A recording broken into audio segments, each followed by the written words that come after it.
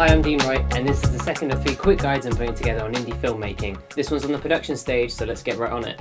My first quick tip is to learn from the pros before you start shooting.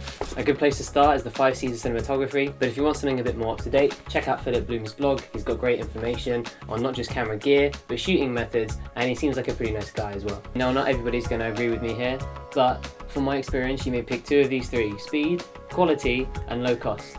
Now, seeing as we're in indie, we want high quality at low cost, which means you're going to have to take your time about shooting. When you're pulling in favours from your friends, you've got to be prepared to wait or reschedule things. And as I found out when I was shooting for Anglais, nobody can control the weather, so if you're shooting outdoors, make sure you put in a healthy amount of contingency. Be choosy about your locations, go out and scout and get everything set dressed before your actors arrive. Although lots of your actors and your crew are likely to be volunteers, just make sure everybody's fed and watered on the day to keep your shoot running smoothly.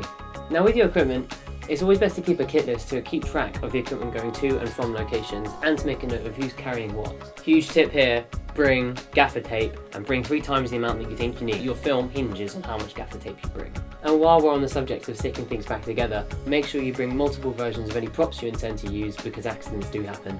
If and when you're recording your visuals and your audio separately, ensure you have a clapper to sync your sound. If you're shooting on a DSLR, you want to make sure that your camera is set to the flattest or neutral tone to make sure you have more options when grading in post. I have a list of things I like to keep my eye out for when setting up a camera before a shot.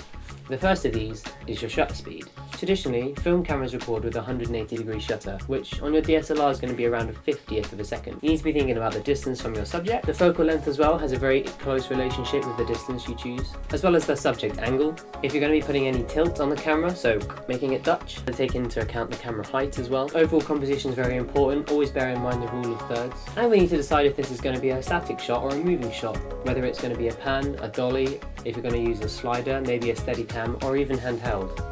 Now, it's very tempting just to leave your camera rolling between takes rather than cut and resync the audio. But actually, I found it really will hamper you further down the line because not only does it eat up loads of your hard drive space, but it also slows you down when you're editing. File organisation isn't the most exciting task to be doing while in production, but it's so important to keep your shots in folders for each scene. It's going to save yourself so much time further down the line, and always make a backup of your work as you go each day. So it's a good idea to get in the habit of doing dailies as well. Chuck your shots in a very rough edit, just to check you've got the coverage you need and if you need to do any pickups.